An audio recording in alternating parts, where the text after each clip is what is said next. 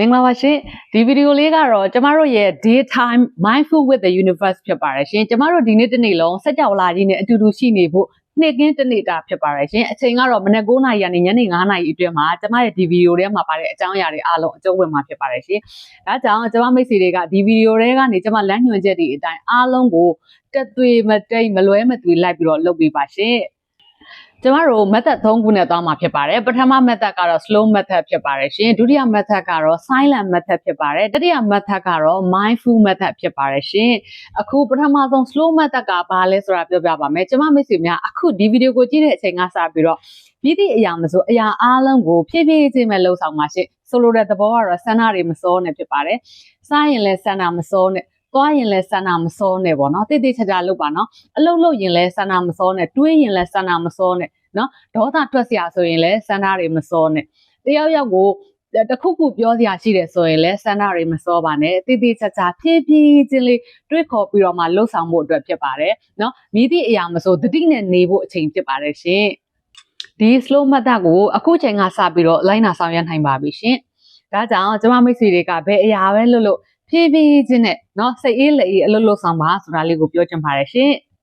နောက်ထပ်ဒုတိယ method ကတော့ silent method ဖြစ်ပါတယ်ရှင် silent method ဆိုတာကတော့ကျမတို့ကြိုတင်လမ်းညွှန်ထားတဲ့အတိုင်းပေါ့နော်ဒီနေ့တစ်နေ့မှာလုံးဝ silent ဖြစ်နေဖို့လိုပါတယ်မဖြစ်မနေဆိုရင်တော့လေတစ်ခုခုလုပ်ရမှာပေါ့နော်အဲ့ဒါဘာလို့ဆိုလို့ရှိရင်ကျမတို့တွေဒီနေ့ no media ဖြစ်ပါတယ်နော်ဒီနေ့တစ်နေ့လုံး social media လုံးဝမသုံးပါနဲ့ရှင်လုံးဝမသုံးနဲ့ပေါ့နော်ပွဲတွေလည်းမကြည့်နဲ့ရုပ်ရှင်လည်းမကြည့်နဲ့ TikTok တွေမကြည့်နဲ့နော် YouTube တွေမကြည့်နဲ့ကျန်တာတွေကိုဖြောပြအစီအစဉ်တွေကွာ entertainment တွေလုံးဝမကြည့်ပါနဲ့နော်ရုပ်ရှင်ဇာတ်ကားတွေမကြည့်နဲ့ပေါ့နော်ဘာမှမကြည့်ဘဲနဲ့အတွက်ဒီနေ့တစ်နေ့လုံးနော် silent method နဲ့နေပါရှင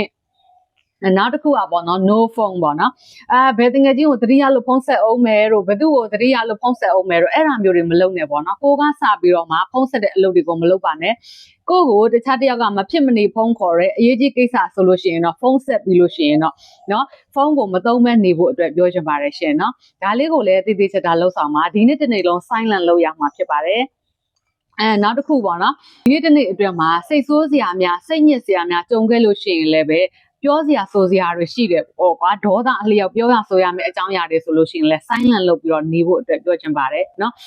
နောက်ထပ်အရေးကြီးတာတစ်ခုရှိတယ်အဲ့ဟာတွေကတော့ပွဲတွေမပါနဲ့ပေါ့နော် social media မှာကြည့်တဲ့ပွဲတွေအပြင်ကိုအိမ်နာပန်းနေရပဲဖြစ်ဖြစ်မိသားစုဖြစ်ဖြစ်အငင်းအခုံများမြည်သည့်ကိစ္စမဆိုပေါ့နော်ကြုံလာခဲ့လို့ရှိရင်အဲ့ဒီအရာမျိုးတွေတဲ့ကိုလုံးဝဝင်မပါဖို့အတွက်ပြောချင်ပါတယ်ဒီနေ့ပွဲတွေကိုမပါနဲ့နောက်တစ်ခုရှိတဲ့အဲ့ဒါကတော့ကျမမိတ်ဆွေတွေအားလုံးဒီနေ့တစ်နေ့လုံးဘယ်သူ့ကိုမှ judge မလုပ်နဲ့ judge လုပ်တယ်ဆိုတာတရားသူကြီးလုပ်တာပေါ့နော်တရားသူကြီးလုပ်တာဆိုသူများတွေကိုဝေဖန်တာအကဲဖြတ်တာတွေနော်သူများတွေအပေါ်မှာအပြစ်မြင်တာမှအစပေါ့နော်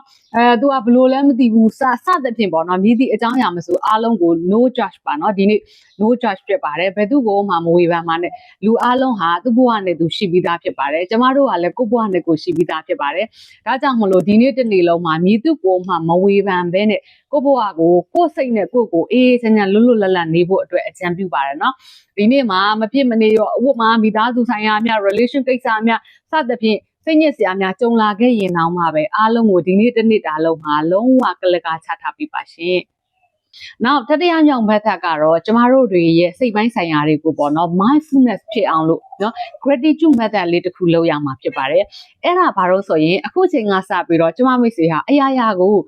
ဘယ်အရာကိုမဆိုထိတွေ့လိုက်တိုင်း၊ကိုင်တွေ့လိုက်တိုင်းတစ်ခုခုကိုစဉ်းစားလိုက်တိုင်းအရာကိုကျေးဇူးတင်ပြီးနေရမှာဖြစ်ပါတယ်။တေးကြပေါက်လိုက်လို့ပါရှင်။ပထမတစ်ခုဥပမာအားဖြင့်ဆိုလို့ရှိရင်ကျမမိတ်တွေထမင်းစားမှာပေါ့နော်။အခုမနေ့ထမင်းစားမယ်ကွာဒီနေ့နေ့လည်သာစားမယ်။စားလို့ရှိရင်ခါတိုင်းလိုမျိုးဟာစားကောင်းလိုက်တာဟိုဟာစားကောင်းတရားစားအဲ့ဒီလိုမျိုးနဲ့အားရပါရစားတာသုံးတာတဲ့စားလို့ရှိရင်ကိုဒီထမင်းကြောင့်မလို့အသက်ရှင်ရတယ်ဆိုပြီးတော့ထမင်းကိုကြည့်ပြီးဝမ်းသာအားရနဲ့ကျေးဇူးတင်ရမှာဖြစ်ပါတယ်ဒါကတော့သေချာပေါက်ကိုပဲကျမတို့ကကိုယ့်ရဲ့ mindful ကိုပြည့်ဝအောင်လို့ပေါ့နော်ဖြည့်ပေးရမှာဖြစ်ပါတယ်အဲ့တော့ရေတောက်မယ်ဆိုလို့ရှိရင်လည်းဟာကျေးဇူးတင်ပြီးတော့မှခါလေးတောက်တဲ့ရေထက်ဒီနေ့တောက်တဲ့ရေလေးဟာငါအသက်ရှင်ရက်တည်ရပါလားတန်ဖိုးရှိလိုက်တာဆိုပြီးတော့လေအဲ့ဒီလိုကျေးဇူးတင်ရမှာဖြစ်ပါတယ်ထမင်းစားရင်ရေတောက်ရင်ဥပမာကကျမမိတ်ဆွေလမ်းလျှောက်ရင်တော့မှဟာခြေတော်လေးကိုငုပ်ကြည့်ပြီးကျေးဇူးတင်လိုက်တာမင်းကောင်းလို့ငါလမ်းလျှောက်နိုင်တာတချို့ဒူးနာတဲ့သူတွေရှိနိုင်တယ်အဲ့ဒါဆိုလို့ရှိရင်လည်းလမ်းလျှောက်နိုင်ရင်ကျေးဇူးတင်လိုက်တာဆိုရင်တော့ဒူးနာတဲ့လူကဒူးနာတက်တာသွားနိုင်ပါတယ်เนาะအဲ့တော့ ကျမမိတ်ဆွေတို့ဒီနေ့တစ်နေ့တာလုံးမှာတော့မြည်သည့်အရာမဆိုထိတွေ့လိုက်တိုင်းကိုင်တွယ်လိုက်တိုင်းဟာကျေးဇူးတင်စရာတွေနဲ့ပြည့်နှက်နေရမှာဖြစ်ပါတယ်အဲ့ဒါသေးချဖို့လို့ရပါမယ်အဲ့တော့အခုကျမတို့ဝတ်ထိုင်အဝတ်စားလေးကြီးဟာအခုလေးလှက်လိုက်တာကျေးဇူးတင်လိုက်တာသူ့ကြောင့်ငါခန္ဓာကိုယ်လေးဟာခါတိုင်းတက်စားပြီးတော့ပုံမိုးကြီးလမ်းဆန်းတက်ကြွနေပါလားဆိုပြီးတော့မှာပေါ့နော်ကိုယ့်ကိုယ်လည်းပဲကျမ်းမှာပြောရှင်တဲ့လူသားဖြစ်ရတာကျေးဇူးတင်လိုက်တာခေါင်းဖိလို့ရှင်လည်းခေါင်းကိုကိုင်ပြီးဟာသမင်းလေးတွေကျေးဇူးတင်လိုက်တာနော်မြည်သည့်အရာမဆိုပေါ့နော်ကို့မှာရှိတဲ့မြည်သည့်အရာမဆိုအရာအလုံးကိုကျေးဇူးတင်တဲ့အောင်လုပ်ပါအိမ်လေးနေရတယ်ဆိုကျေးဇူးတင်လိုက်တာဒီအိမ်လေးကြောင့်ငါဘဝလုံခြုံပါလားဆိုပြီးတော့ကျေးဇူးတင်ပါနောက်ဥပမာကျမမိတ်ဆွေကကားရှိတယ်ကားစီးရတယ်ဆိုရင်လည်းကျေးဇူးတင်လိုက်တာဒီကားလေးကိုတနေ့ကုန်လုံးမှာတတိမလွတ်ဖယ်နေရမှာဖြစ်ပါတယ်နော်အဲ့ဒါကိုတော့တေးသေးချာချာဂရုစိုက်ပါနော်တားတဲ့သမီးတွေရှိတယ်ကွာတားတဲ့သမီးတွေရှိတယ်ဆိုရင်လည်းအလကားနေအလကားသူတို့ကိုကျေးဇူးတင်ပါကျေးဇူးတင်လိုက်တာငါဘဝကိုပေါ့နော်ပြည့်စုံအောင်ဖြည့်ဆည်းပေးတဲ့အရာတွေမှာတားတဲ့သမီးတွေပါလားဆိုပြီးတော့မှသူတို့ကိုလည်းပဲဝမ်းမြောက်ပျော်ရွှင်စွာနဲ့ကျေးဇူးတင်လိုက်တာသူတို့ရှိရတဲ့အတွက်ငါဘဝဟာပြည့်စုံခြင်းနဲ့ထိုက်တန်ပါတယ်ဆိုပြီးကျေးဇူးတင်ပါနော်ဇနီးမယားတွေခင်မွန်းတွေမိဘတွေညီကိုမောင်နှမတွေအဆရှိသဖြင့်ပေါ့နော်မိသူကိုမဆိုသူတို့တွေကဘာပေါ်မှာရှိနေခဲ့ခြင်းအတွက်ကျေးဇူးတင်လိုက်တာဆိုပြီးတော့ကျေးဇူးတင်ပြီးနေဖို့အတွက်အကြံပြုပါတယ်နော်လောက်ရမှာအကြံပြုတာမဟုတ်ဘူးအဲ့ဒီအချက်ကိုအားလုံးလောက်ရမှာဖြစ်ပါတယ်အဲ့တော့ကျမမိတ်ဆွေတွေကဥပမာအပြင်ကျမမိတ်ဆွေတို့မှာကွယ်လွန်သွားပြီဖြစ်တဲ့အဖိုးအဖွားစမျိုးသားချင်းတွေညီကိုမောင်နှမတွေရှိမှာသူတို့ကိုလည်းကြံဖမ်းပြီးတော့နောက်ထပ်ထပ်ပြီးကျေးဇူးတင်ပါသူတို့တွေဟာကဘာပေါ်မှာကိုယ့်အတွက်မွေးဖွားလာခဲ့ပေးတာဖြစ်ပါတယ်เนาะသူတို့တွေဟာမျိုးနွယ်တွေဖြစ်တယ်မျိုးရိုးတွေဖြစ်တယ်ပေါ့နော်ကျမတို့ကိုလက်စိတ်ကံခေါ်ဆောင်လာခဲ့ပေးတဲ့အမွေနှစ်တွေဖြစ်တယ်ဒါကြောင့်မလို့သူတို့တွေကိုလည်းကျေးဇူးတင်ပါကွယ်လွန်သွားပြီဖြစ်တဲ့အဖိုးအဖွားစမျိုးသားချင်းတွေညီကိုမောင်နှမတွေအားလုံးသူတို့ကိုကျေးဇူးတင်ပါပြီးလို့ရှိရင်သူတို့နဲ့အမှတ်တရတွေကိုလည်းပဲပြန်လဲတွေးတောပြီးတော့မှကျေးဇူးတင်ပါလို့ပြောချင်ပါတယ်နောက်မိတ်ကောင်းဆွေကောင်းတွေကိုကျေးဇူးတင်ပါဆရာသမားကောင်းတွေကိုလည်းကျေးဇူးတင်ပါနော်အရာအားလုံးမိမိမှာရှိသမျှတွေးသမျှကြံသမျှအရာတွေအားလုံးကိုဒီနေ့တစ်နေ့တာလုံးမှာပေါ့နော်မနေ့9 နာရီကနေညနေ9 နာရီအတွင်းမှာအခုကျွန်မပြောတဲ့ဒီ method 3 ခုနဲ့တည်တည်ချာချာလေးနေဖို့အတွက်ကိုကျွန်မမိတ်ဆွေများကိုလမ်းညွှန်ပါတယ်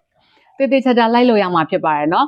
အခုချိန်ကစပြီးတော့ကျွန်မမိတ်ဆွေအားလုံးဟာကျွန်မပြောတဲ့လမ်းညွှန်ချက်တွေကိုစတင်လုပ်ကိုင်နိုင်ပြီဖြစ်ပါတယ်ရှင်ကဲကျွန်မမိတ်ဆွေများအားလုံးဒီနေ့တစ်နေ့တာလုံးမှာကျေးဇူးတင်ခြင်းတွေငြိမ်သက်စွာနေထိုင်ခြင်းတွေသတိရှိခြင်းတွေစသဖြင့်အရာအားလုံးကိုတည်တည်ချာချာလေးလုပ်ကိုင်နိုင်ဖို့အတွက်မျှော်လင့်ပါတယ်ရှင်ဒီနေ့တစ်နေ့လုံးကောင်းမွန်တဲ့တာယာတဲ့ပျော်ရွှင်တဲ့နေ့လေးဖြစ်ကြပါစေရှင်